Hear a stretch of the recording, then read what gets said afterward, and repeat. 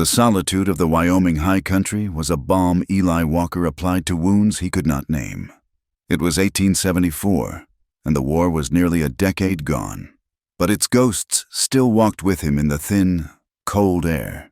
His cabin, a squat structure of hewn logs chinked with mud and moss, stood a stone's throw from the Wind River, its back pressed against a stand of unyielding pines. He had built it himself, built it to be a fortress against memory, against the world of men that had failed him. He was a tall man, made lean by hard work and lean living. His face, weathered by sun and wind, was a map of past hardships, with lines etched around eyes the color of a stormy sky. His hands were calloused and capable, as comfortable with an axe as they had once been with a rifle. He was an ex-sergeant of the Union Army, a man who had seen the fields of Gettysburg turn to red mud. And now he worked as a ranch hand for a cattleman whose spread was a half-day's ride away. He took his pay in supplies and the right to be left alone, a bargain that suited both parties. Town was a place he avoided. Lander was a raw, burgeoning settlement filled with noise and judgment. The folks there looked at him and saw a man who had fought for the North, a Yankee presence in a territory where sympathies had often been divided. They saw a man who did not speak of his past, who did not drink in their saloons or pray in their churches, and they mistrusted his silence. For his part, Eli saw in their faces the same blind certainty that had sent boys, his own brother among them, into the meat grinder of war. The quiet resentment from the locals was a dull ache, but the thunder of cannon that still echoed in his quietest moments was a sharp, unhealing pain. So he kept to his cabin, to the company of the river and the unsparing mountains. That spring had been a bitter one. Clinging to winter with a stubborn fist, a late snow in May had blanketed the high peaks. And now, under the relentless sun of early June, it was letting go. The melt came fast and furious. The Wind River, usually a clear, quick-running ribbon of blue, had transformed into a churning brown beast. It chewed at its banks, dragging dirt and debris into its maw, its roar a constant, menacing presence that filled Eli's small valley. The log bridge downstream was likely washed out, which meant his planned ride for supplies would require fording the river at the shallows miles upstream. A dangerous proposition. He was checking his horse's shoes near the corral, the rhythmic rasp of the file a familiar comfort. When he heard it, it was a sound that did not belong to the wilderness. Not the cry of a hawk or the scream of a catamount. It was human, a thin, desperate shriek, swallowed almost immediately by the river's growl. Eli froze, head cocked, listening. For a moment, he thought he had imagined it, another phantom from a past filled with cries. Then it came again, fainter this time but unmistakable, a woman's voice, sharp with terror. His body moved before his mind had fully consented. He dropped the file and ran toward the riverbank, his long legs eating up the ground. He scanned the torrent, his eyes sweeping across the roiling surface, snagging on the chaos of broken branches and uprooted saplings caught in the current. And then he saw her, a flash of dark fabric and pale skin, tangled in the branches of a fallen cottonwood that was being battered by the main force of the water. She was caught, a fragile anchor in a world of violent motion. He did not hesitate. There was no time for thought. Only the cold, hard instinct of a man who had pulled comrades from fields of fire. He kicked off his heavy boots, stripped off his gun belt, and plunged into the icy water. The shock of the cold was a physical blow. It stole his breath and drove 1,000 needles into his skin. The current was a living thing, a powerful muscle that grabbed at his legs, trying to pull him under. He fought it, his arms churning, his eyes locked on the woman. He was a strong swimmer, but this was not swimming. It was a brawl. Debris scraped against him, a heavy log bumping his shoulder with bruising force. He grunted, spat out a mouthful of gritty water, and pushed on.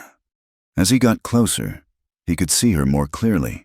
Her head was barely above the surface, her face a pale oval against her dark, plastered-down hair.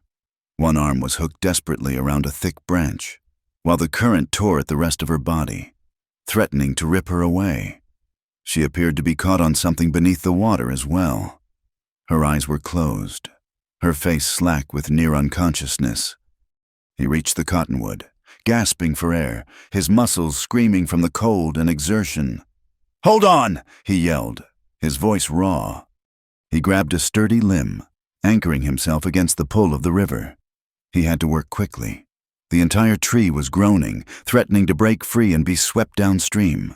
He reached for her, his fingers closing around her thin, cold arm. She did not respond. Her dress, a simple calico, was torn at the shoulder, and a dark bruise was already purpling on her cheek. A sodden leather satchel was still tethered to her wrist by its strap, a strange, desperate attachment in the face of death. He saw that her leg was wedged between two branches below the waterline. He took a deep breath, submerged himself in the frigid water, and worked blindly with his hands, fumbling with the slick wood. His lungs burned. Finally, with a great heave, he freed her limb. He resurfaced, dragging her with him. She was limp now, a dead weight. Using the last of his strength, he pulled her away from the snag and began the brutal fight back to shore. He half dragged, half carried her out of the water and collapsed on the muddy bank, his chest heaving.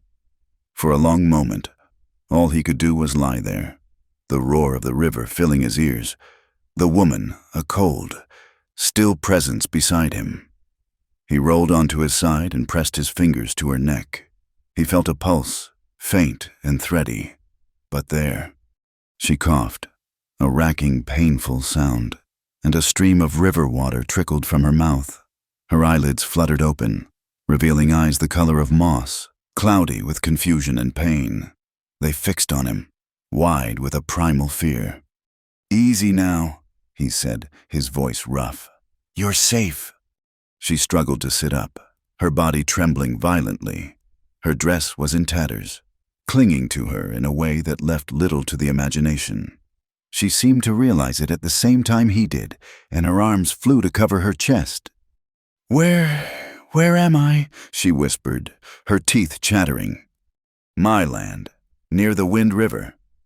He rose to his feet, his own clothes dripping, a chill seeping deep into his bones. "You need to get warm. My cabin is close." He reached a hand down to help her. She flinched away from his touch, scrambling backward in the mud like a startled deer. "No," she said, her voice shaking but firm. "Do not take me to town, please."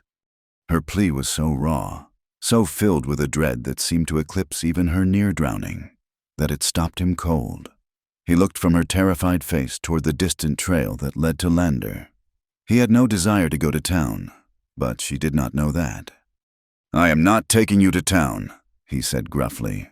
"But you will die of cold out here. The cabin is your only choice."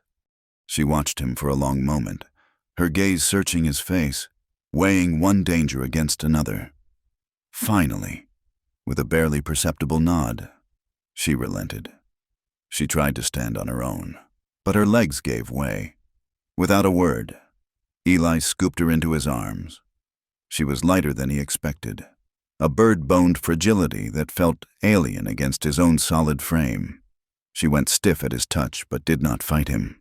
As he carried her toward the column of smoke rising from his chimney, he could feel the tremors that racked her body and the dead heavy weight of the waterlogged satchel still dangling from her wrist. He pushed the cabin door open with his shoulder and carried her inside. The small, one-room space was spare and orderly. A stone fireplace dominated one wall, a low fire crackling within. A narrow cot stood against the far wall, a rough-sawn table and 2 chairs in the center, and shelves holding tins of food, a few books, and a neat stack of ammunition. It was the scent of the place, wood smoke, coffee, and solitude. That seemed to unnerve her most. She was an intrusion, and they both knew it. He set her down gently in the chair closest to the hearth. "Get those wet things off," he ordered, his back already turned as he added more wood to the fire. It was not a suggestion. It was a command born of practicality. He did not look at her, giving her what little privacy the small room allowed.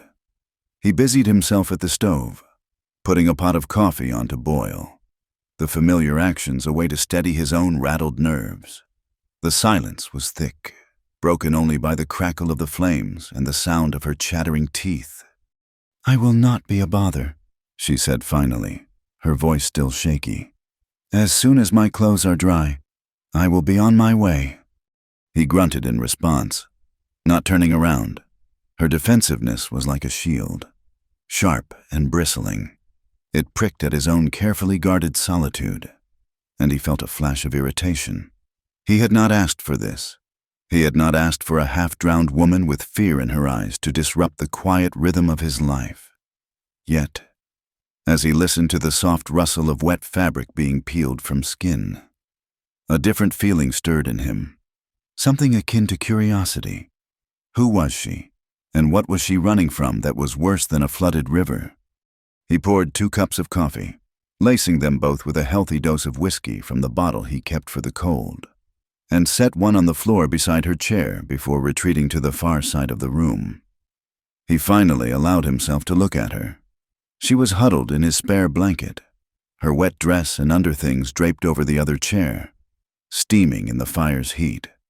Her dark hair was a tangled mess, and the bruise on her cheek stood out starkly against her pale skin. She held the coffee cup in both hands, trying to absorb its warmth, but her gaze was fixed on the flames, her expression distant and haunted. "My name is Eli Walker," he said, breaking the silence. It felt strange to say his own name aloud in this cabin. She looked up, her mossy green eyes meeting his for the first time without immediate fear. "Clara Jensen," she whispered. They sat that way for a long time, sipping the hot, bitter coffee. The whiskey worked its way through him, dulling the chill in his bones and the sharp edges of his thoughts. He watched her, and he saw the way her hand would occasionally tighten on the blanket, the way she flinched when a log popped in the fire. She was a woman wound tight with secrets. "You ought to eat something," he said, his voice softer than he intended. She shook her head. "I am fine." "You are not fine," he countered flatly.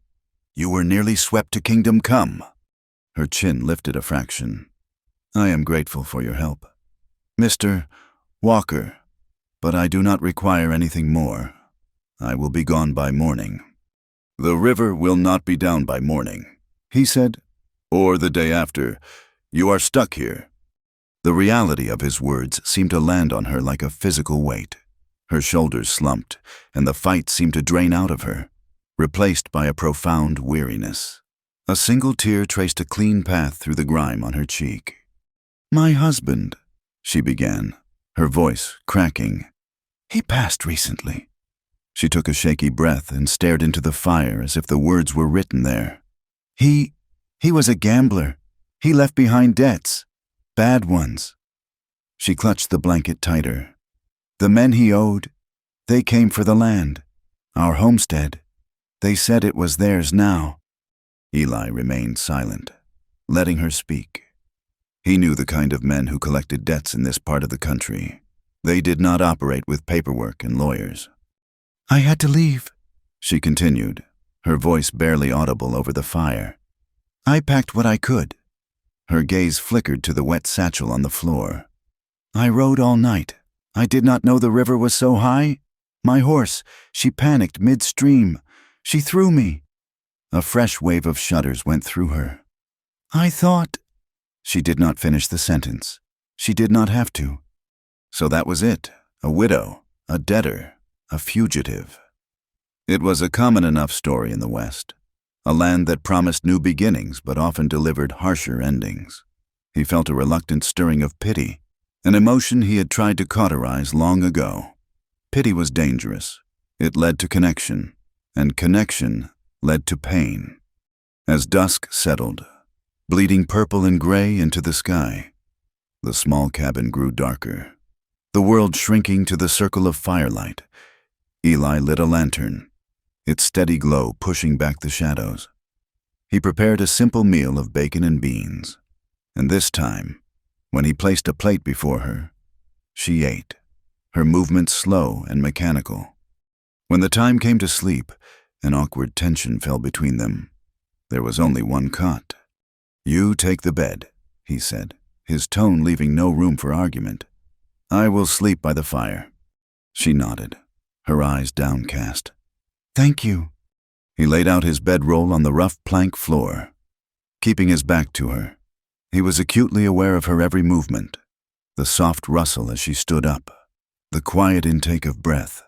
He stared into the dying embers of the fire, willing sleep to come. But his mind was alive, agitated by her presence. The cabin felt smaller, the air charged with a strange intimacy. He heard her move behind him, the soft pad of her bare feet on the floor. He thought she was getting into the cot. Instead, her voice came out of the darkness, a trembling whisper that was almost lost in the sigh of the wind outside. "Mr. Walker?" He did not move, did not turn. "What is it?" There was a long pause.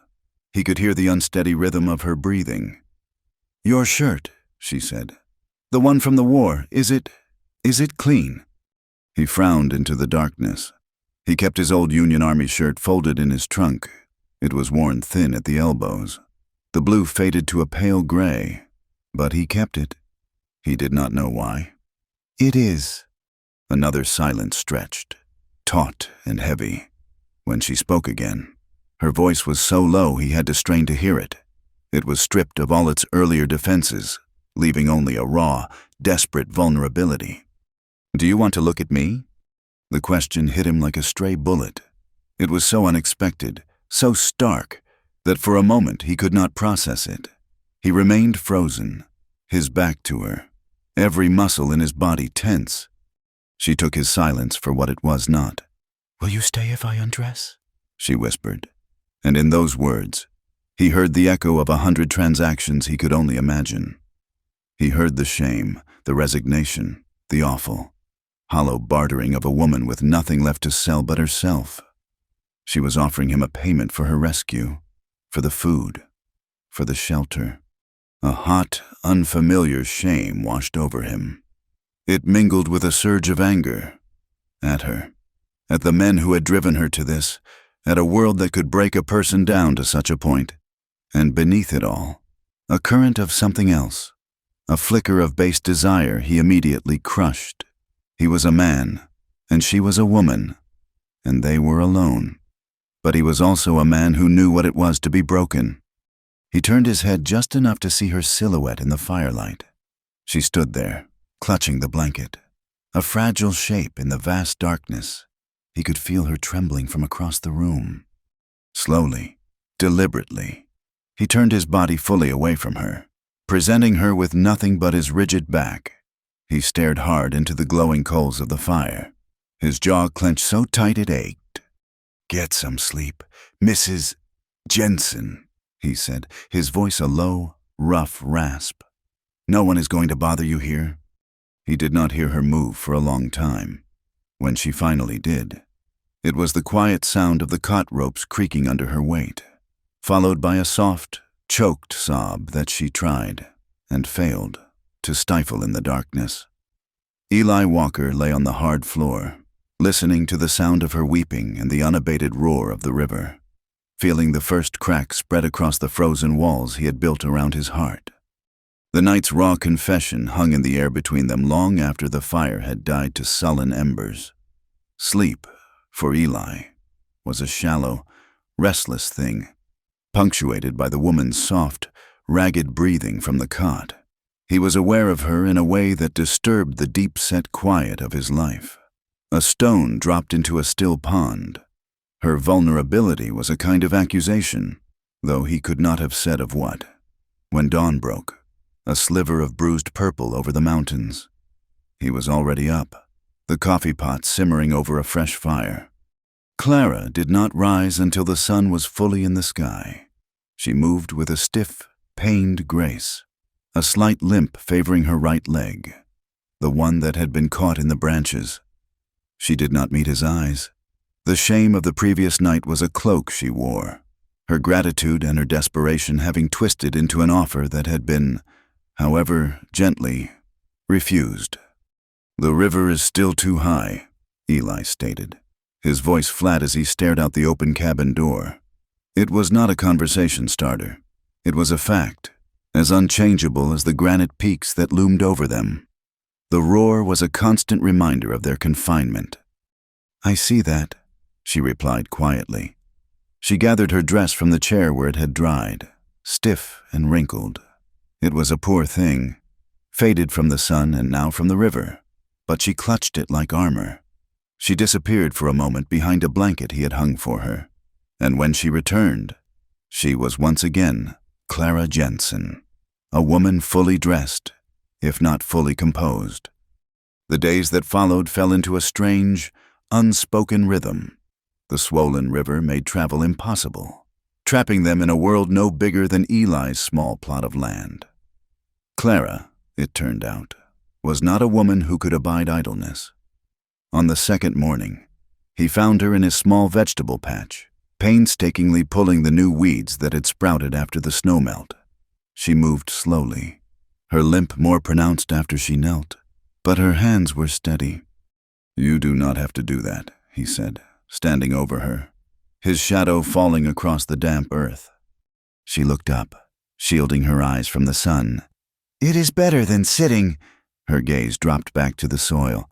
"I am earning my keep." Eli did not argue. He understood the need to feel useful, the dignity in work. He left her to it and went about his own chores, chopping wood, repairing a section of fence the melt had damaged, checking on the few head of cattle he kept in the high pasture. Yet his awareness of her was a constant thrum beneath the surface of his thoughts. He would find himself watching her from a distance. He watched her limp to the creek to haul water, her thin arms straining with the weight of the buckets. He watched her knead dough on his rough-sawn table, a dusting of flour on her bruised cheek, her expression one of intense, solitary focus. She was a woman built of quiet resilience, but the damage was there to see if a man cared to look. One afternoon, as she reached up to hang a mended shirt of his on a line near the cabin, her dress shifted. Against the skin of her back, he saw them, faint, silvery lines, like faint lightning strikes against her flesh. Scars, old ones, but they were there. He looked away quickly, a muscle tightening in his jaw, a cold anger coiling in his gut. They were not the scars of an accident. She, in turn, seemed to study him in stolen glances. She avoided his eyes, yet he felt her gaze on him when he thought she was not looking. She was learning the contours of his silence, the way he held himself, the deep-seated weariness that clung to him like dust. They were two solitary animals circling one another in a cage forged by the floodwaters, wary and wounded. On the third day, he came into the cabin more quietly than usual and found her sitting at the table, her back to the door. Her shoulders were shaking with silent sobs. In her hands, she held a small, silver locket, its surface tarnished. He stopped in the doorway, unseen. He could not make out what was inside, but he saw the way she traced the rim with her thumb, a gesture of infinite tenderness and bottomless grief. He should have backed away, left her to her private sorrow, but his feet felt rooted to the floor. He made a sound, a deliberate scuff of his boot, and she startled, snapping the locket shut. She wiped furiously at her eyes with the back of her hand and turned, her face a mask of strained composure. "Mr. Walker." He did not acknowledge her tears. He walked to the stove, his movements stiff. "Something wrong?" he asked, his back to her. "No, it is nothing," she said, her voice tight. "Just a foolish memory." She slipped the locket back into the bodice of her dress, hiding it away. He heard her take a shaky breath. "He had his father's eyes," she whispered, so faintly he almost missed it. And then she said no more. She did not explain who he was, and Eli did not ask. He knew better than to pry at a wound that was still bleeding. But the image of her, weeping over the small, secret photograph of a child, settled in his mind and would not leave. The outside world intruded on the fourth day in the form of Jed, a younger ranch hand from the main spread who sometimes rode the perimeter. Eli saw him coming from a long way off, a lone rider against the vast landscape. He felt a familiar tightening in his gut, the instinct to retreat. Clara saw him too, and a flicker of panic crossed her face. "Who is that?" "Just a hand from the ranch," Eli said. "He will not bother you." Jed rode up to the corral, a lanky, talkative man with a sun-scorched face. "Walker, figured I'd check if the river carried you off to Nebraska," he called out, swinging down from his horse. His eyes widened slightly as he caught sight of Clara standing hesitantly in the cabin doorway. He swept his hat off his head. "Ma'am." "Jed," Eli said, his tone discouraging conversation. "What do you need?" Jed's gaze flickered between Eli and Clara, his curiosity palpable. "Boss wanted to know if you needed anything from town. I'm heading in, bridge is gone, but the crossing up at Flat Rock is passable if you are careful." He lowered his voice, but not enough. "Town's all abuzz. I tell you, about her." He nodded his head subtly toward Clara. Clara flinched as if struck and melted back into the shadows of the cabin, but the door remained ajar. Eli's eyes narrowed. "What about her?" "The widow Jensen," Jed said, his voice a conspiratorial whisper now. "Folks are saying all sorts of things. Say her husband, Silas, did not just die. Say he got himself killed in a brawl over cards at the saloon, owed money to some hard men, and they are saying," he leaned closer, "that she is a scandalous woman, that the land has been seized, and she ran off in the night." Eli's face was stone. "Folks should mind their own business." "Well, you know how it is," Jed said with a shrug. "Nothing to do but talk. Anyway, the marshal put a notice on the claim. It belongs to the creditors now. Seems she did not have a proper deed to it anyway." He finally seemed to notice the thunderous look on Eli's face and took a step back. "Well, I best be on my way. You need anything? Walker?"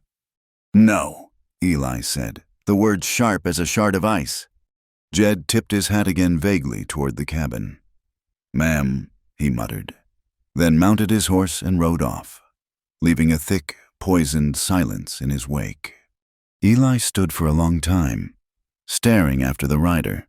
The gossip was ugly, but it had the ring of truth to it, the kind of sordid tale that was all too common. He turned and went back inside. Clara was standing by the cold hearth, her arms wrapped around herself, her face pale and pinched. She did not look at him. "He was right," she said, her voice a dead monotone. "What the man said, it is all true." Eli leaned against the doorframe, crossing his arms. He said nothing, just waited. "Silas did die in a fight," she confessed to the floorboards. "He was drunk, he always was, near the end, and the men he owed, they are not good men. They came to the house the morning after he was buried. They said I had 3 days to be gone." She finally looked at him, her eyes shimmering with unshed tears and a fierce, brittle pride. "What he said about the claim, that is true as well. We had no legal right to it. Not me, anyway." Her voice dropped to a whisper.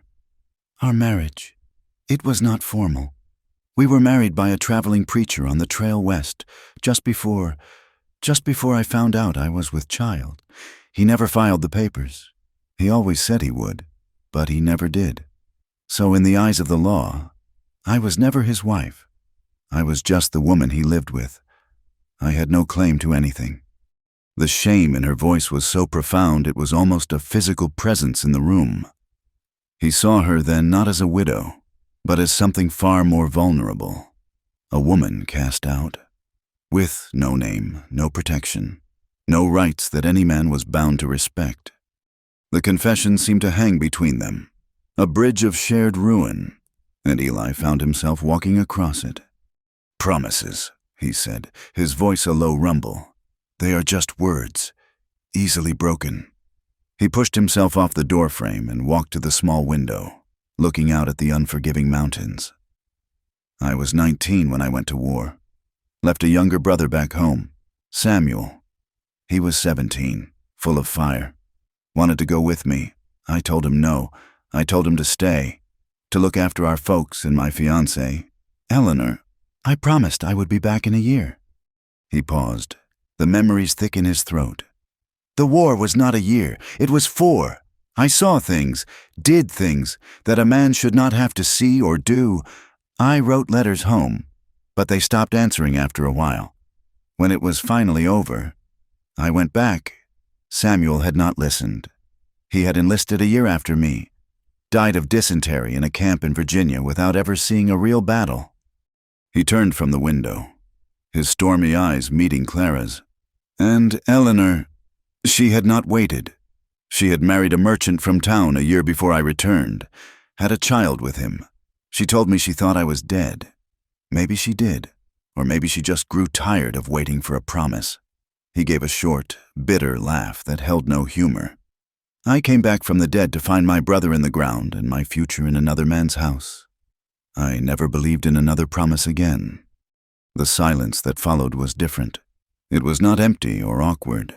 It was filled with the weight of 2 broken pasts, 2 lives scarred by loss and betrayal.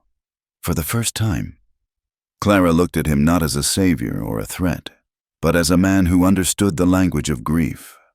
That night, a chill wind swept down from the peaks, rattling the cabin. Clara seemed to have caught a chill of her own. She was quiet during their meager supper, and he noticed a feverish glint in her eyes. By the time they were ready to sleep, she was shivering uncontrollably, her skin hot to the touch. "You have a fever," he said, his voice laced with concern. "It is just a cold," she insisted, her teeth chattering as she pulled the blanket tighter around her on the cot. But it was not just a cold. As the night wore on, the fever climbed. She grew restless, tossing in the narrow bed, muttering things he could not understand. He spent the night by her side, a basin of cool river water and a rag in his hands. He bathed her forehead and her wrists, trying to bring the fever down.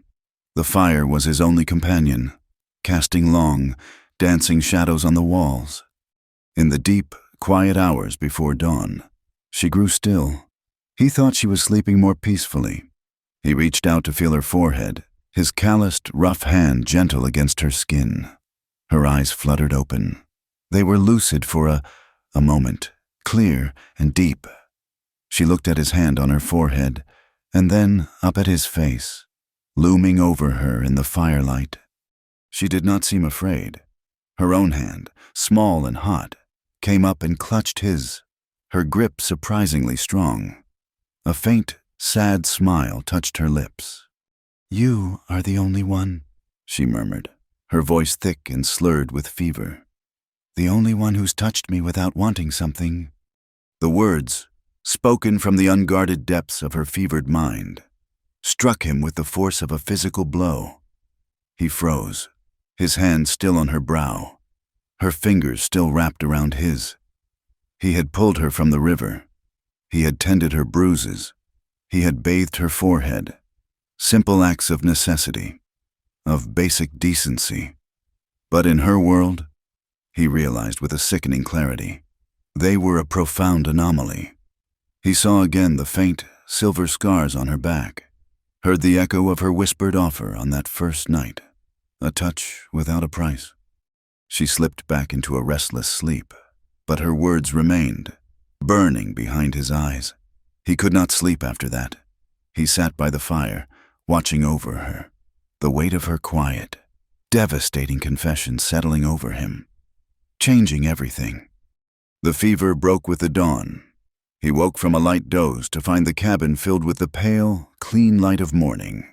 Clara was still asleep, her breathing even, her skin cool to the touch. The worst had passed. He felt a profound sense of relief, an emotion so unfamiliar it startled him. He stood up, his joints stiff, and walked to the door. Needing air. The river's roar had subsided to a dull murmur. The flood was finally receding. She would be able to leave soon. The thought, which should have been a relief, left a strange, hollow ache in his chest. He walked down to the riverbank. The water was still high and brown, but the fury was gone.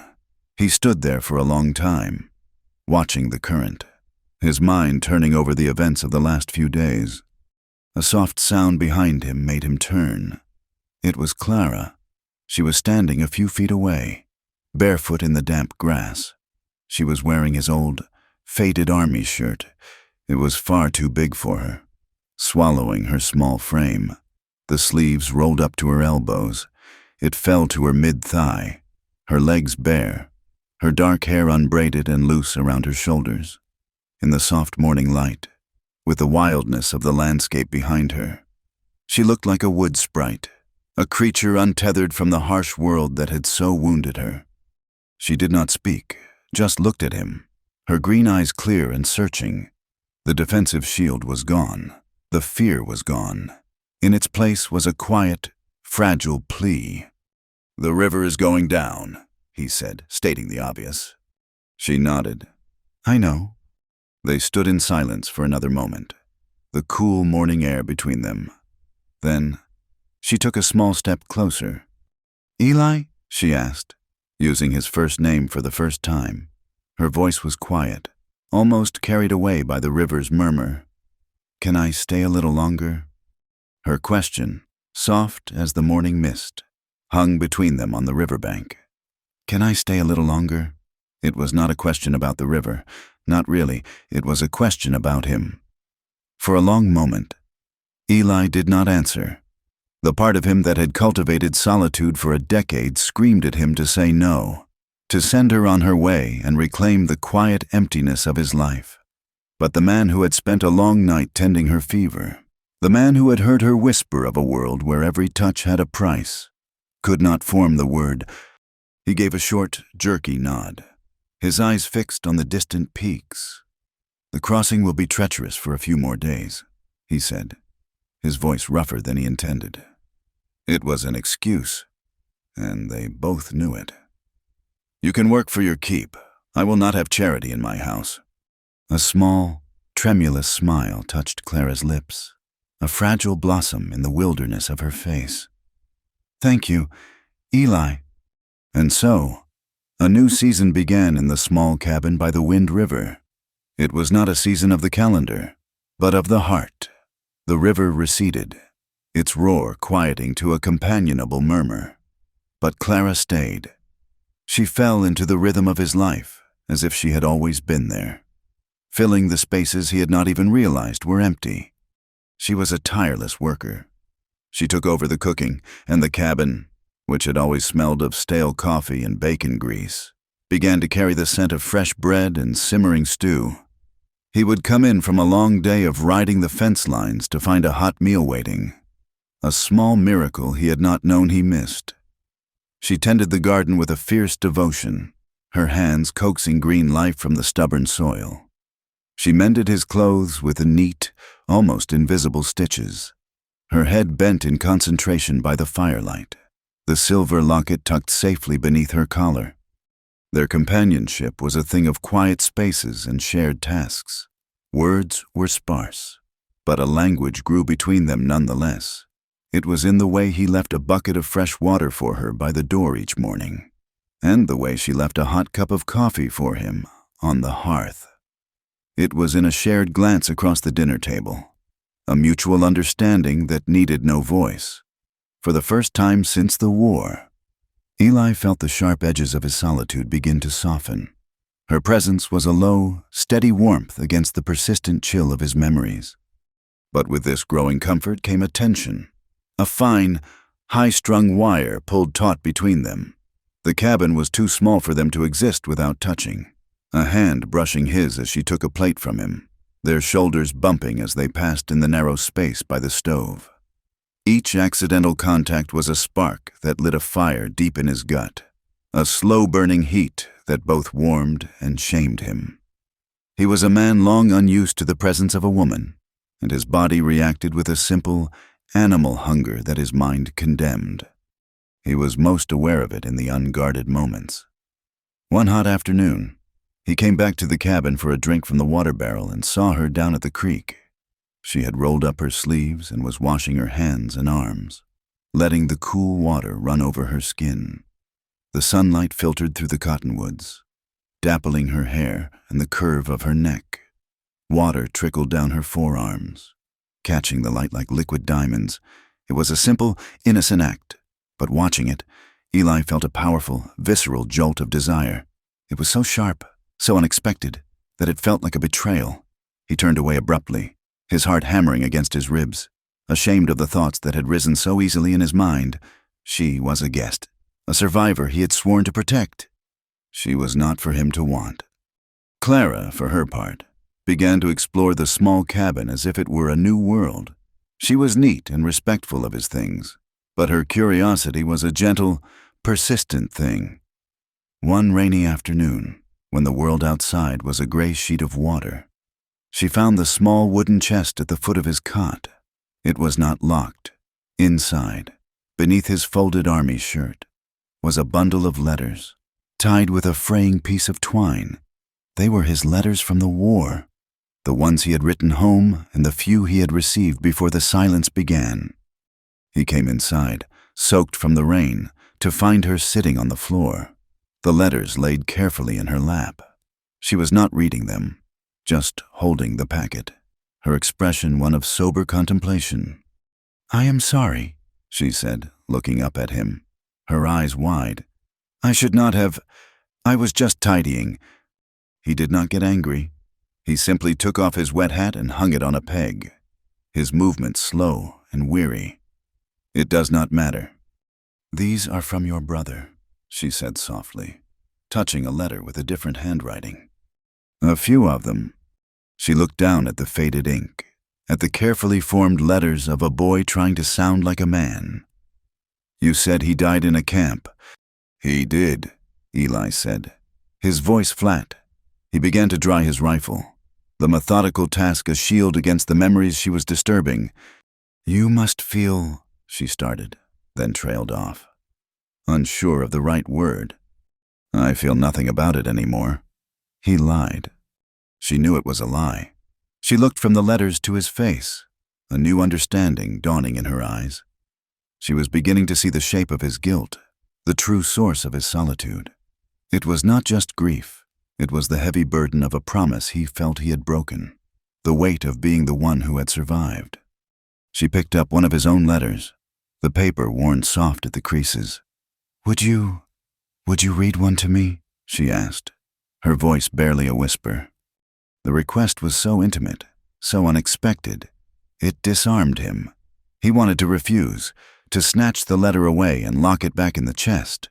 But he looked at her face, at the genuine, compassionate curiosity there, and found he could not. He took the letter she offered, his fingers clumsy. He sat down heavily in the chair opposite her and unfolded the paper. The words he had written as a 20-year-old boy stared back at him. Ghosts from another lifetime. His voice was hoarse as he began to read. "Dearest Mother," he started, the words feeling alien in his mouth. "The marching has been hard. It rains most days, and the mud is a constant enemy. It sucks the boots right off your feet if you are not careful. The food is poor, but we make do." He skipped over the parts about the fighting, the raw, brutal descriptions he had tried to soften for his mother's sake. He read about the boredom, the cold, the longing for a warm bed. Then his voice faltered. "I worry for Samuel. His last letter sounded too bold, too eager for the glory of it all. There is no glory here, Mother, only noise and fear. Tell him to stay. Tell him his brother needs him to stay home and be safe. That is all the glory I require." He stopped, unable to go on, the old, useless plea catching in his throat. He folded the letter, the silence in the cabin profound. Clara did not speak. She simply reached out and laid her hand on his arm, her touch light and warm. It was not a touch of pity, but of understanding, and in that simple gesture, another layer of the wall around his heart crumbled to dust. A week later, the weather had turned fine and hot. Clara had grown more confident, her limp almost gone. a faint touch of color returning to her cheeks. She watched him with his horse, a big steady buckskin named Drum, and he saw a flicker of longing in her eyes. "I miss it," she said one afternoon as he brushed the horse down. "The feeling of just riding away from everything." "You can take him, if you like," Eli offered, surprised at his own words. "Just stay on the flat land by the river. He is gentle." Her face lit up with a gratitude so pure it made his chest ache. He helped her mount, his hands spanning her waist for a moment as he lifted her. She was light in his arms, and the contact, brief as it was, sent a jolt through him. He stepped back quickly, his face a stern mask. "Be careful," he ordered gruffly. He watched her ride off, her back straight, her hair coming loose from its braid and flying behind her in the wind. She looked younger, freer than he had ever seen her. He turned back to his work, but a part of his mind followed her, a low-level hum of anxiety he could not shake. An hour later, the hum turned into a roar. He was splitting logs when a sudden, terrified whinny echoed from downriver. It was Drum. Eli dropped the axe and ran, his heart seizing in his chest. He vaulted the fence and sprinted toward the sound, his mind a canvas of terrible images. He found them in a shallow ravine, hidden from the cabin by a line of aspens. Drum stood a few yards away, trembling, his reins tangled in a sagebrush. Clara was half buried in a patch of loose dirt and scree where the edge of the ravine had given way. She was pushing herself up, her face white with shock and smeared with dust. "Clara!" he yelled, his voice raw with a fear that shocked him with its intensity. He slid down the embankment, his boots sending a cascade of pebbles down before him. He reached her in 2 strides, his hands grabbing her shoulders, pulling her fully upright. "Are you hurt? Did you break anything?" he demanded, his hands running over her arms, her back, checking for injury with a frantic urgency. "No, I think I am all right," she stammered, her body shaking violently. "The ground it fell away. Drum shied." She looked up at him, her eyes wide and dark with shock. "I'm so sorry, Eli." He did not hear her apology. All he could feel was the frantic beat of his own heart, the overwhelming, terrifying relief that she was safe. He had not realized, until that moment, how deeply the thought of losing her had taken root in him. Without thinking, without conscious thought at all, he pulled her against him, crushing her to his chest. He buried his face in her dusty, fragrant hair, his arms a cage of iron around her. He held her tightly, as if he could physically impart his own strength into her trembling body, as if he could hold back the world of accidents and dangers that threatened her. She sagged against him, her own arms wrapping around his waist, her face pressed into his shirt. They stood like that for a long moment, 2 survivors clinging to each other in the Wyoming wilderness. He could feel every line of her body, the soft press of her breasts against his ribs, the frantic pulse in her neck against his cheek. Slowly, he loosened his grip, his hands moving to cup her face. He tilted her chin up, his thumbs gently wiping the dust from her cheeks. Her lips were parted, her breath coming in soft, shaky gasps. His gaze dropped to her mouth. The world narrowed to the few inches that separated them. The air grew thick, heavy with unspoken things. He leaned in, his own breath catching in his throat. He was going to kiss her. He wanted to kiss her more than he had wanted anything in a very long time. But then he saw the look in her eyes. Beneath the shock and the burgeoning desire, he saw a flicker of something else, gratitude, and a kind of dutiful surrender. He saw the woman who had offered herself on the first night, the woman who felt she owed him a debt, and he could not do it. He stopped, his lips hovering an inch from hers. The battle inside him was a silent, violent thing. He closed his eyes for a second, then pulled back, the movement sharp and decisive. He let go of her and took a step away, turning to catch Drum's reins, his hands not quite steady. The moment was broken. The wire between them snapped. That night, The silence in the cabin was different. It was no longer companionable. It was a heavy, suffocating blanket of unspoken words and unresolved tension. After their meal, Eli sat staring into the fire, sharpening a knife with meticulous, angry strokes.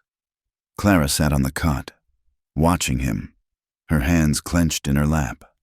Finally, she stood up. She walked to the center of the room, positioning herself directly in his line of sight.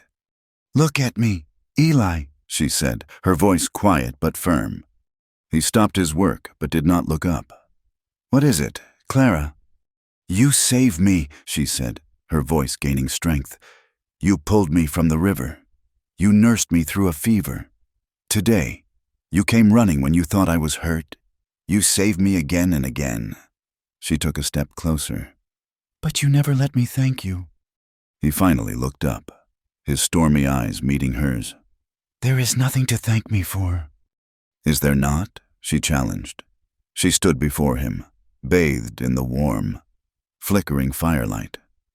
Slowly, deliberately, she reached for the buttons of the old army shirt she wore, the one he had given her. One by one, she undid them. "Will you stay this time?" she asked, her voice a low, trembling challenge. She shrugged the shirt from her shoulders, letting it fall to the floor. She stood before him in her thin chemise, her skin glowing in the firelight, her faint scars like silver etchings on her back. It was not an offer of payment this time. It was a plea to be seen, to be met as an equal, to be wanted for who she was, not for what she owed. He stood up, his body taut with a desire so fierce it was a physical pain. He closed the space between them in a single stride. He reached out, his calloused hands coming up to cup her face, his touch surprisingly gentle. He looked down at her, his gaze intense, searching. He saw the hope and the fear and the longing warring in her eyes. He wanted her. Gods, how he wanted her. But the words he had held back for so long finally came. "I want you, Clara," he said, his voice a raw, broken whisper. "But not because you feel you owe me." A single, perfect tear escaped her eye and traced a path down her cheek. Then another. She did not make a sound, but her shoulders began to shake with silent, racking sobs. She wept for the shame she had carried, for the men who had taken without asking, for the kindness she did not know how to accept. She finally broke, her voice a shattered whisper. "When the drought was bad, back in Kansas," she confessed, the words torn from the deepest part of her. "Before Silas, my parents were gone. There was no food. She could not say the words, but he understood. She had traded the only thing she had left for a loaf of bread, for a chance to see another sunrise. "The shame," she wept. "It will not leave me. It is all I have ever felt I was worth." Eli pulled her gently against his chest, his arms wrapping around her bare shoulders. He held her as she cried, stroking her hair, letting her sorrow wash over them both. When her sobs finally quieted, he tilted her face up to his again. "That does not make you less," he told her, his voice soft but filled with a conviction as solid as the mountains outside. "That makes you braver than most men I have known." The morning broke clear and sharp, the light washing the cabin in pale gold. Eli woke on his bedroll to the scent of coffee and the quiet sounds of Clara moving about the room. The tension of the previous night had broken like a fever, leaving the air clean and still. He had not slept beside her, but had kept his vigil by the fire, giving her the cot and the space her raw confession deserved. He sat up, and her eyes met his across the room. There was no shame in her gaze, no fear, only a quiet, waiting stillness. He stood and walked to her, the wooden floor cool beneath his bare feet. He stopped just before her, the space between them humming with everything that had been said and everything that had not.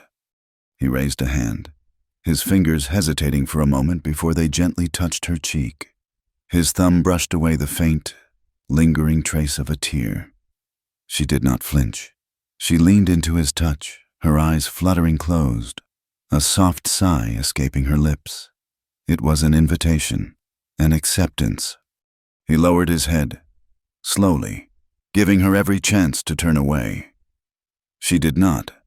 The kiss, when it came, was not a thing of fire and passion. It was as soft and hesitant as the dawn itself. Her lips were gentle against his, tasting faintly of coffee and sorrow. It was a kiss of profound and aching tenderness, a silent conversation between two scarred souls. It spoke of shared pain and a dawning, fragile hope. It was a promise, not of forever, but of this moment, here, now. When he pulled back, he rested his forehead against hers, their breath mingling in the cool morning air. A peace settled over him, so deep and unfamiliar it was almost frightening. "Clara," he whispered, the name a prayer on his lips. She did not answer with words. She simply took his hand and led him to the cot. She lay down, her worn calico dress a stark contrast to the rough wool of his blanket, and patted the space beside her. He lay down next to her, his body stiff and uncertain. She curled into his side, laying her head upon his chest, right over the steady, heavy beat of his heart. His arm came around her instinctively, pulling her close. She was fully clothed, and he made no move to change that. This was not about desire.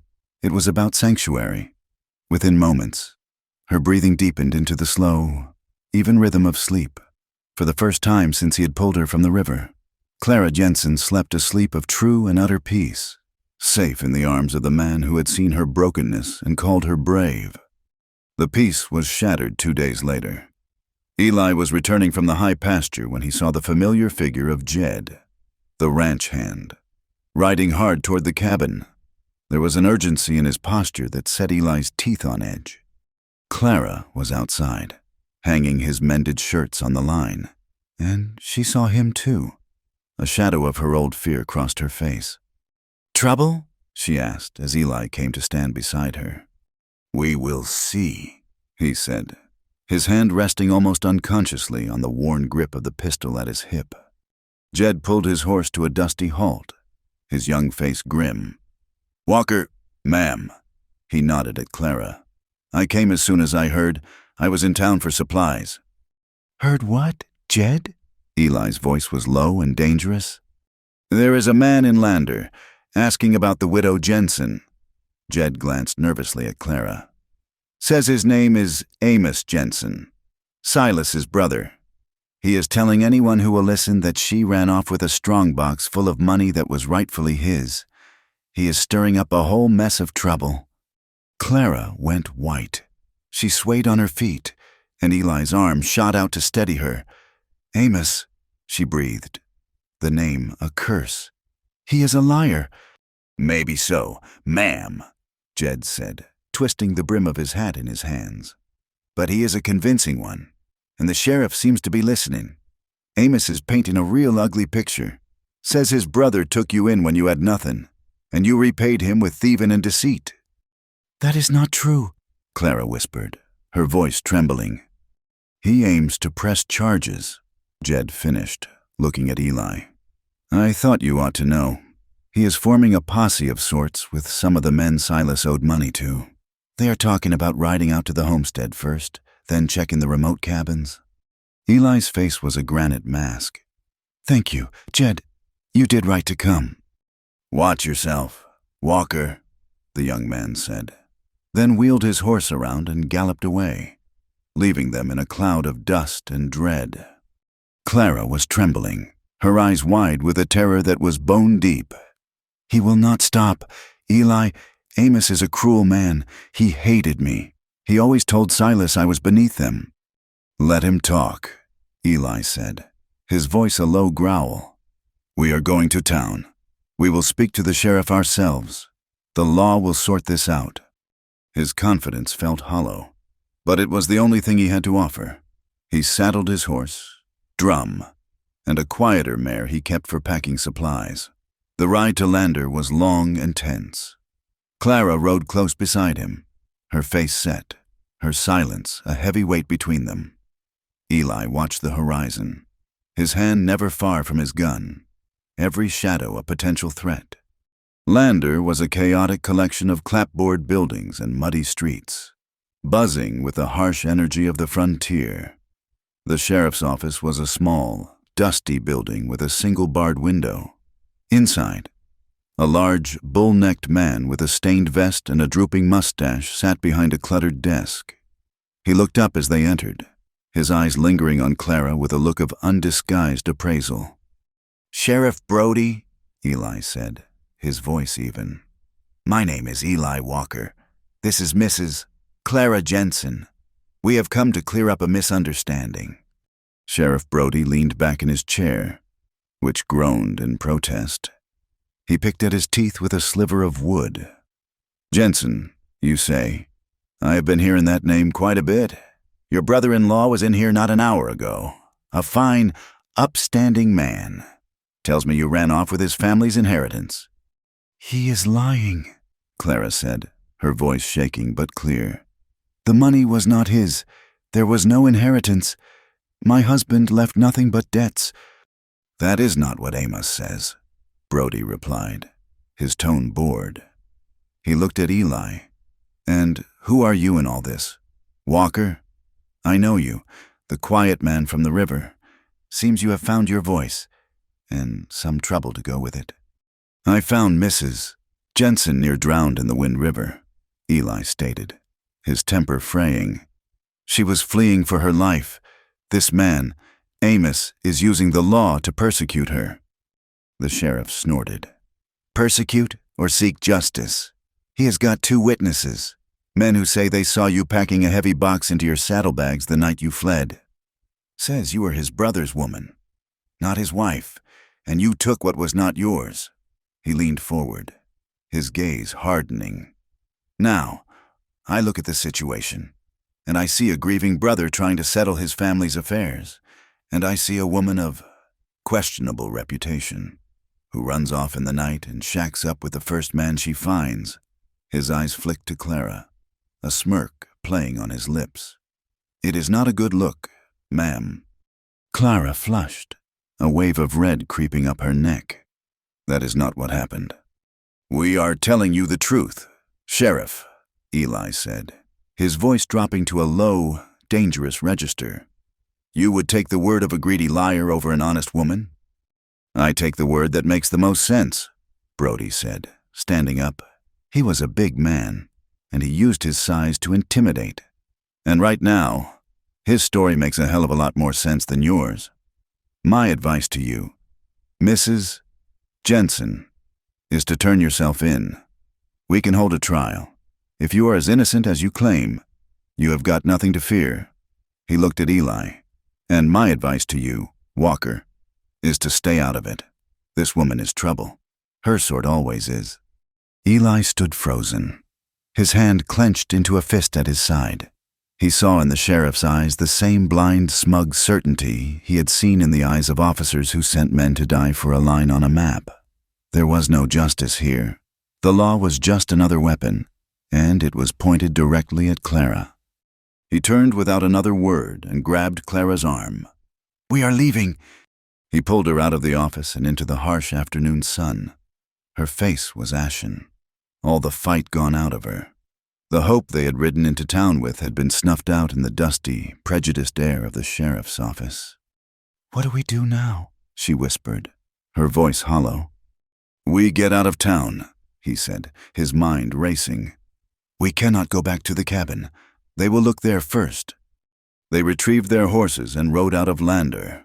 Not back the way they came, but south, toward the empty, rolling plains. As twilight fell, they took refuge in an abandoned homesteader's barn, a collapsed and forgotten relic miles from any main trail. It was little more than a skeleton of a building, but it offered shelter from the wind and a place to hide. Eli built a small, smokeless fire in the corner, the flames pushing back the immense, crushing darkness of the prairie. They ate their remaining biscuits in silence. The weight of their predicament settled over them, heavy and suffocating. The law was against them. A posse was likely looking for them. They were fugitives. Suddenly, Clara began to weep. It was not the quiet, stifled sobbing he had heard before. It was a raw, broken sound, a storm of grief and terror that she had held back for years. She curled into a ball on the hay-strewn floor, her body racked with violent sobs. Eli moved to her side, his heart twisting in his chest. He put a hand on her shoulder, and she flinched, turning a face to him that was ravaged by despair. "He was right," she choked out. "The sheriff. He was right. I am nothing, just a woman of questionable reputation." "Clara, stop." "No!" she cried, her voice rising. "You do not understand. You do not know everything." She sat up, her eyes blazing with a wild, desperate light in the fire's glow.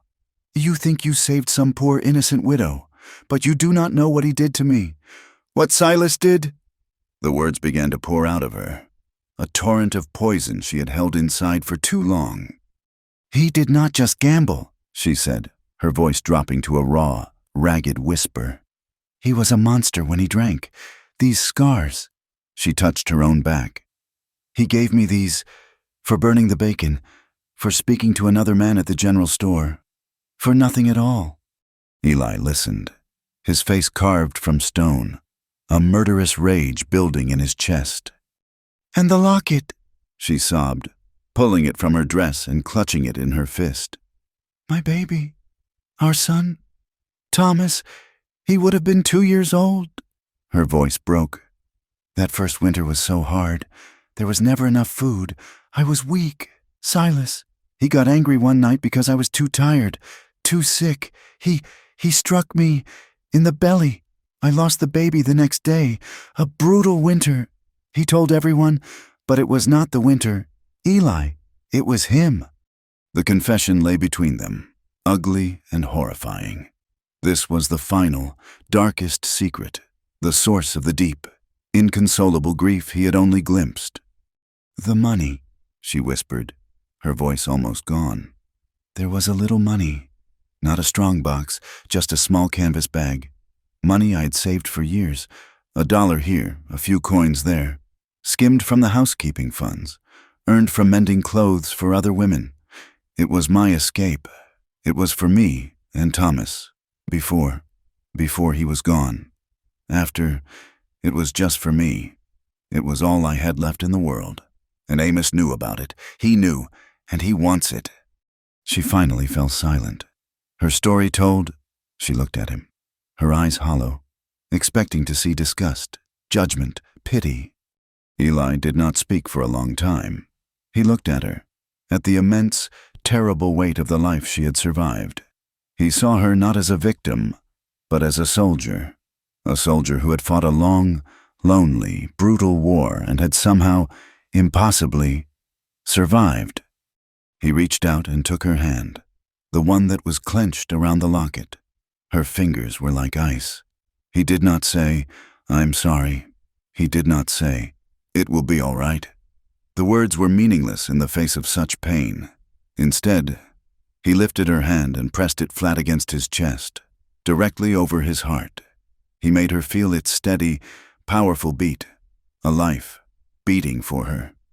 He leaned in close, his voice a low, fierce whisper in the darkness. "If they want you, Clara," he said, his gaze burning into hers, "they will have to take me too." In his words, she did not hear a promise of rescue. She heard a declaration of allegiance. He was not saving her. He was standing with her. He was choosing her side, against the law, against the world. The tears that came to her eyes now were not tears of sorrow. They were tears of a profound, shattering release. She looked at him, and for the first time, she did not just see a protector. She saw a partner, an equal. Slowly, she leaned forward and pressed her lips to his. This kiss was different from the first. It was not hesitant. It was desperate, raw, and deep with a hunger that was not just of the body, but of the soul. It was a kiss that said, "I see you. I am here." He laid her back gently in the hay, his body covering hers. The firelight flickered across their faces, casting the rest of the world into shadow. He began to unbutton her dress, his movements slow, filled with a reverence that was entirely new to her. He touched her skin not with greed, but with awe. He kissed the faint, silver scars on her back, his lips a balm on the wounds left by another man's cruelty. He was worshipping at the altar of her survival. She trembled beneath him, a storm of sensation and emotion breaking loose inside her. Every touch was a discovery, every kiss a reclamation. This was not a transaction. It was not a payment. It was a communion. He was not taking something from her. He was giving her back to herself. As he moved within her, she clung to him, her body arching to meet his. It was a slow, deep, powerful rhythm, a dance of two broken pieces fitting together to make a fragile, beautiful whole. In the flickering light of the barn, surrounded by darkness and danger, their pain and their desire finally fused, forged in the fire of her confession and his devotion, becoming something else entirely, something that felt impossibly like healing. She looked up into his eyes, into the stormy gray depths that held her own reflection, and a whisper escaped her lips, a truth rising from the very core of her being. "You are the only man," she breathed, her voice filled with a wonder she had never known. "Who made me feel alive." The aftermath of their union in the abandoned barn was not one of awkward silence or regret, but of a quiet, profound solidarity. The world outside was still a threat, but the world inside, between the two of them, had been forged into something strong and unbreakable in the crucible of their shared confessions.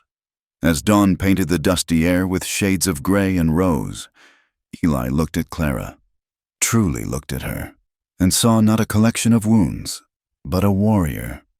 "We do not run anymore," he said, his voice a low, determined rumble in the morning stillness. "We fight." Clara, who had spent a lifetime running, looked at the man beside her, his face grim, his eyes filled with a protective fire she had never known. And for the first time, the thought of standing her ground did not feel like a prelude to defeat. It felt like a homecoming. "What do we do?" she asked, her voice steady. "The truth is our only weapon," he said. "We just need to find someone willing to listen to it." They did not go back to the sheriff. Instead, Eli sought out the town's less official centers of power. He started at the saloon where Silas Jensen had met his end. The place stank of stale beer and desperation.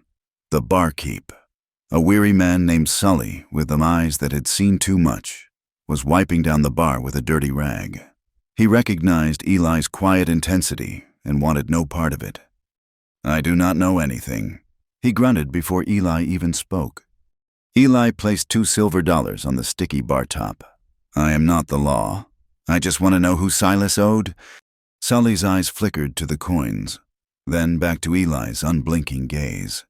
He sighed, the sound of a man tired of other people's trouble. He owed the kind of men you do not want to owe. Fitch and his boys. They are not bankers. Walker. They break legs for a living. He leaned closer, his voice dropping. "And the brother, Amos. He was in here the night after Silas was buried, buying drinks for everyone. Not grieving, if you take my meaning. Celebrating." It was not much, but it was a start. It painted a picture of Amos not as a wronged brother, but as a predator. Next, Eli rode out to the farm that neighbored the Jensen homestead. He found the farmer, a gaunt, nervous man named Peterson, mending a fence. Peterson looked at Eli as if he were a ghost, his eyes darting back toward his small, tidy house. "I saw you there," Eli said, his voice calm, not accusing. "That day with the sheriff." "I do not want trouble," Peterson stammered, twisting a piece of wire in his raw hands. "Trouble is already here," Eli said. "I just want to know what you saw after Mrs. Jensen left." Peterson swallowed hard, his Adam's apple bobbing. He glanced over his shoulder again. "I saw the brother, Amos. He came the next day with a wagon. He loaded it up. Not just farm equipment. A rocking chair, a cradle, a box of quilts. Woman's things. He took everything. Would you be willing to tell a judge that? Eli asked. Peterson's face went pale. I cannot, Amos, he said if anyone asked. Silas had sold him the things before he died to settle a debt. He said he would burn my barn if I said otherwise. Eli looked at the man's frightened face, at his small, vulnerable farm, and he understood. He did not press him, but he had what he needed, a second crack in Amos's story. Armed with these two truths, he went to see the one man in town who might be more powerful than the sheriff. Judge Miller was a circuit judge, an old man with a spine of iron and eyes that had seen the worst of men, both in the courtroom and on the battlefield. His office, above the general store, was lined with books and smelled of leather and pipe smoke. He was a veteran of Shiloh, and when Eli introduced himself, the judge's gaze sharpened, recognizing a fellow survivor of the Union's bloody campaigns. He did not see a drifter, he saw a sergeant. Eli laid out the story, simply and without emotion. He spoke of pulling Clara from the river, of the sheriff's bias, of the barkeep's story and the farmer's fear. He did not speak of love or tenderness. He spoke of facts and injustice. Judge Miller listened, his fingers steepled under his chin. He had heard Amos's version from the sheriff, a tidy story of theft and betrayal, but he also knew the character of men like Sheriff Brody, and he knew the character of men who had endured 4 years of war. This woman, the judge said, his voice a dry rustle. You are putting your own name and reputation on the line for her. Sergeant, you are certain of her innocence. I am certain of her courage, Eli replied. And I am certain of Amos Jensen's greed. That is all that matters here. The judge was silent for a long moment. Studying Eli, he saw the conviction in his unyielding gaze, the quiet honor that the war had not managed to burn out of him. The court is not officially in session for another month, he said finally. But given the circumstances and the potential for extra-legal action, I will agree to review the case informally. Bring Mrs. Jensen to me tomorrow morning. In the meantime, find a room at the boarding house. Stay out of the saloon, and stay out of Sheriff Brody's way. It was more than they could have hoped for. A chance. They took a small, clean room at the boarding house run by a stern but fair-minded widow. When they walked through the town, Eli felt the stares, the way conversations ceased as they passed. He heard the whispers, sharp as insects. Some called Clara a whore who had landed on her feet. Others looked at her with a kind of morbid pity. It was a gauntlet of judgment, but Eli put his hand on the small of her back, a steady, grounding pressure, and Clara, drawing strength from his presence, walked beside him with her head held high, her gaze fixed forward, refusing to let their poison touch her. The next morning, as they prepared to see the judge, a cry of panic came from down the hall of the boarding house. A young woman, the daughter of the blacksmith, had gone into labor weeks before her time. She was barely 18, and her husband was frantic. The town doctor was miles away, tending to a rancher with a broken leg. The boarding house owner was trying to calm the young husband, her face creased with worry. We need someone who knows what they are doing. Clara stepped forward from their doorway. I can help, she said, her voice quiet but clear. My mother was a midwife. She taught me. The woman looked at Clara, her expression a mixture of desperation and suspicion. But another pain-filled cry from the room decided for her. She nodded, and Clara slipped inside. Eli stood guard at the door, a silent sentinel, turning away the curious. For hours, he heard the sounds from within, the low, encouraging murmur of Clara's voice, the pained cries of the young woman, Mary, the sharp, authoritative commands for hot water and clean cloths. And then, a new sound, the thin, angry wail of a newborn baby. A few moments later, the door opened. Clara stood there, her sleeves rolled up, her face tired but shining with a light he had never seen before. A healthy boy, she announced softly. Mary's husband, his face streaked with tears, could only stammer his thanks. The women of the town, who had gathered in a worried huddle in the hallway, looked at Clara with new eyes. They did not see the scandalous woman from the gossip. They saw a woman of skill and compassion, a woman who had calmly and competently brought a new life into their community. The whispers had not stopped, but their tone had begun to change. They never made it to the judge that morning. As Clara was washing up, a commotion erupted in the street below. Eli looked out the window and his blood ran cold. It was Amos Jensen, and he was not alone. He had two hard-faced men with him, the kind of men who wore their guns with casual menace. They looked like Fitch's boys. "Clara Jensen!" Amos bellowed from the street, his voice thick with rage and whiskey. "You have got nowhere left to run. Come out now, or we are coming in." Eli turned from the window, his face a grim mask. "Stay here," he ordered Clara, pulling his pistol from its holster and checking the load. "No," she said, her voice trembling but resolute. "Whatever happens, we face it together." Before he could argue, the heavy tread of boots sounded on the stairs. Eli pushed Clara behind him just as the door to their room crashed open. Amos stood there, his face florid, his eyes burning with a venomous hate. His two hired men fanned out behind him, their hands on their pistols. "There you are," Amos sneered, his eyes fixing on Clara. "Hiding behind another man. You're coming with me. You have got something that belongs to my family." "She is not going anywhere," Eli said, his voice dangerously calm. He stood between them, a solid, immovable wall. His gun was not drawn, but his hand hovered near its hilt. "Stay out of this, Yankee!" one of the hired men growled. "This is my business," Amos spat. "She is my business." He lunged for Clara.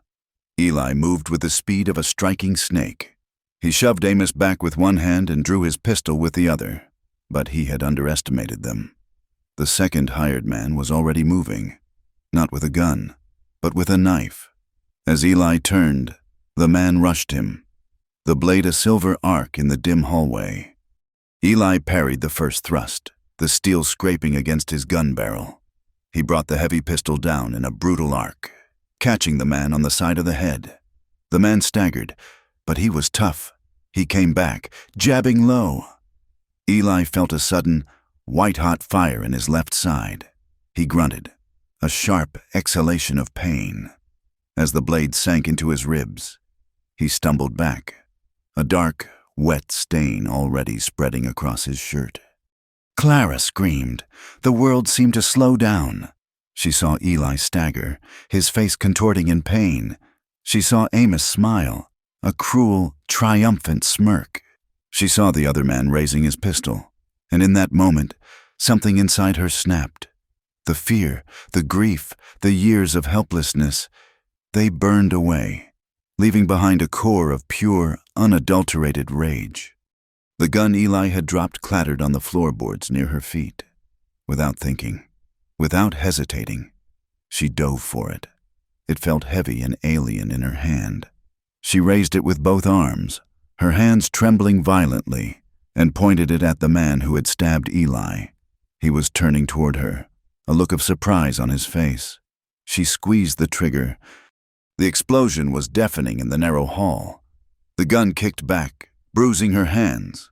The man grunted, a look of profound shock on his face, and clutched at his shoulder where a dark hole had appeared. He dropped his knife and stumbled back against the wall. Everything froze.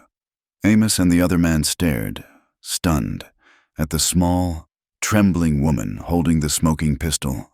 In that frozen moment, Clara's eyes were only for Eli.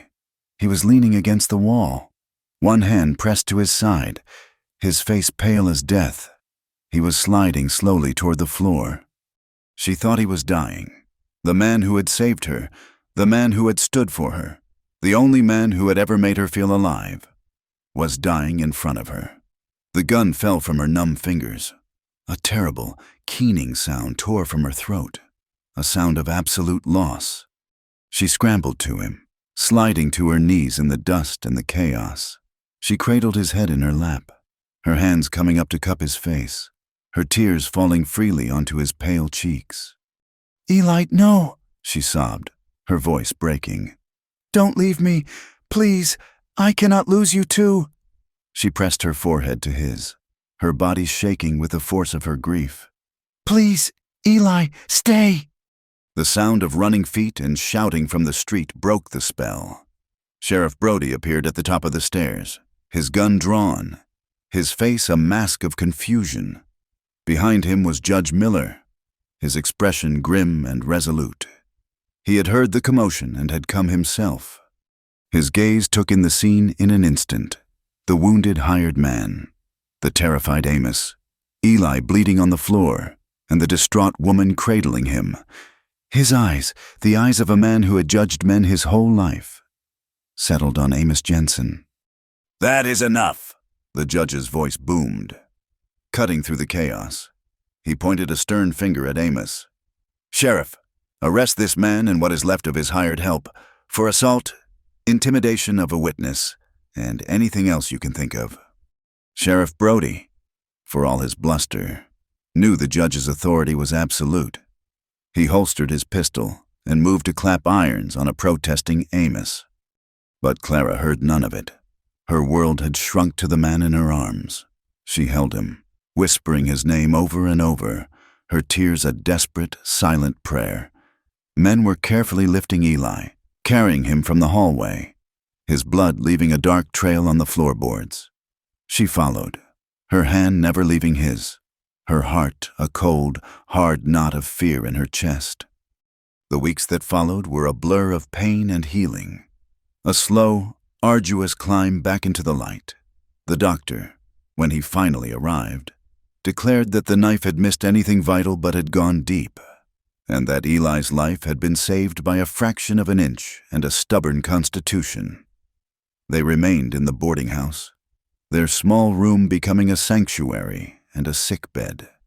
Time was measured not by the sun, but by the changing of bandages, the doling out of laudanum for the pain, and the slow, steady return of color to Eli's face. Clara never left his side. She was a fierce, tireless guardian of his recovery. She learned the landscape of his pain, the way a sharp intake of breath meant the wound was pulling, the way a clenching of his jaw meant a fever was rising. She bathed his face with cool water, spoon-fed him broth when he was too weak to lift his head, and read to him from a worn copy of Shakespeare the judge had lent them, her voice a low, soothing current in the quiet room. In this crucible of vulnerability, the last of their walls crumbled. He was no longer just the strong rescuer, and she was no longer the fragile victim. They were simply a man and a woman, bound by a shared fight and a deepening, unspoken love. In the long, quiet nights, she did not return to a separate bedroll on the floor. She lay beside him on the narrow bed, a warm, living presence against his uninjured side. He would fall into a restless sleep, and she would lie awake, listening to the rhythm of his breathing, her hand resting lightly on his chest, as if to assure herself that his heart was still beating. It was in these dark hours that his own ghosts came for him. The war, which he had kept locked away for so long, broke free in his fevered dreams. He would cry out in his sleep, his body thrashing, his hands reaching for a phantom rifle. He was not in Wyoming anymore.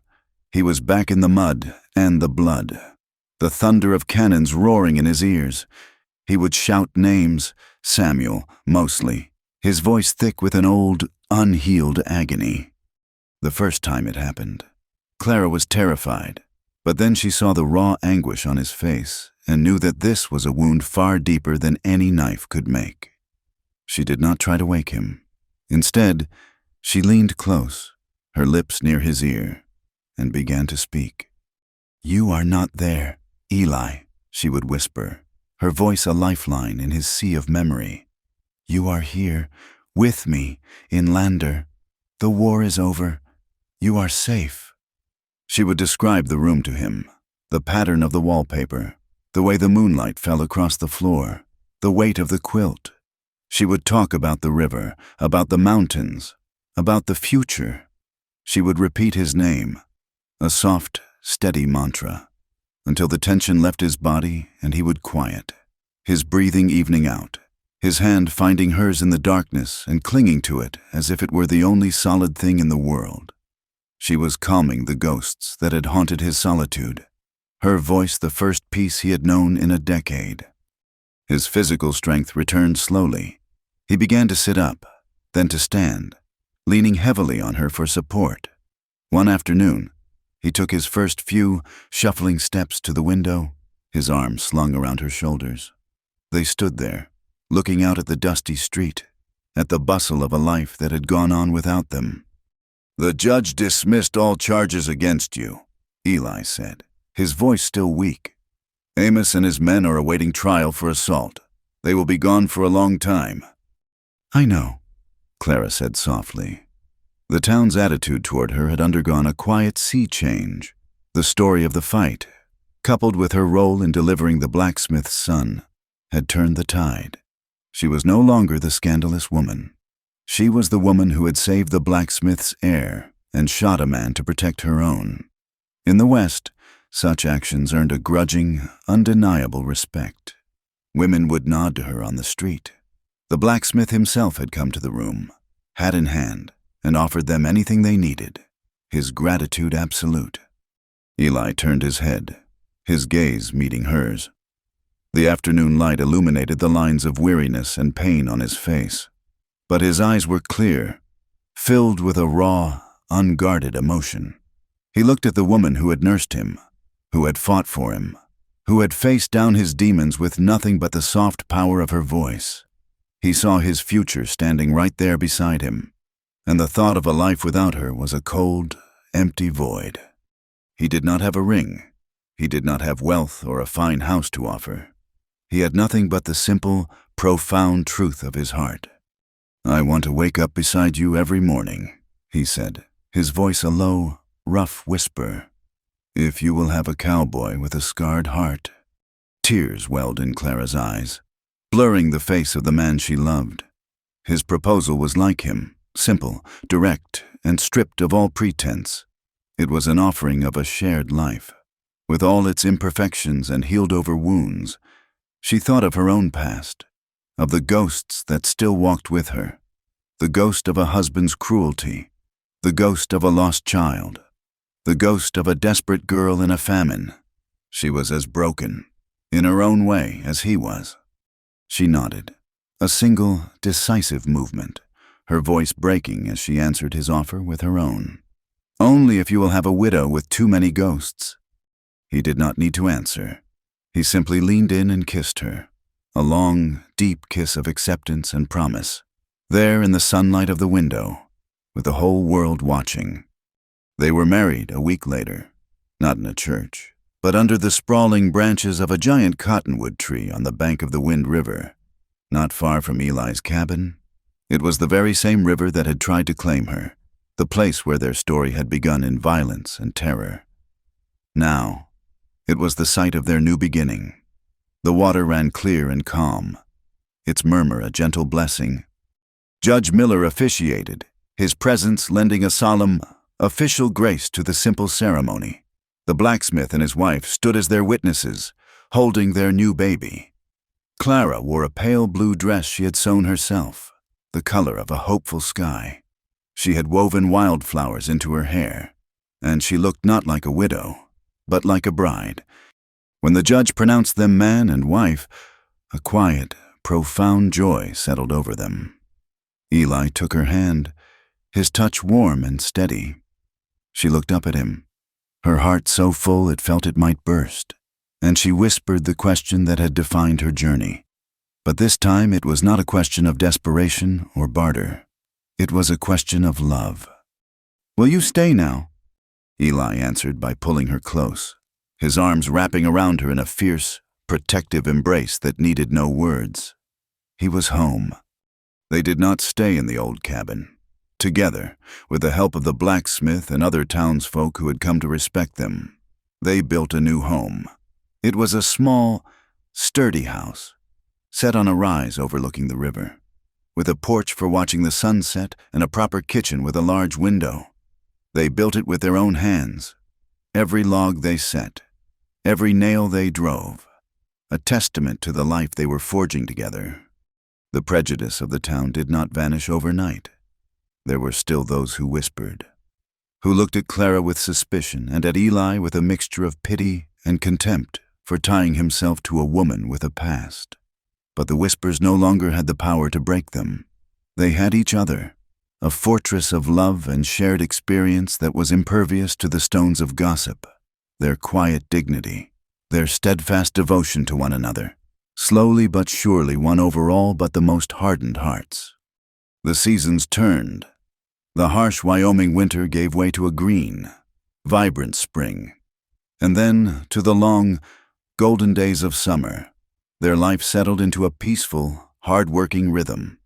They were a part of the land, their joys simple and profound, the success of their garden, the birth of a calf, the quiet evenings spent reading by the fire.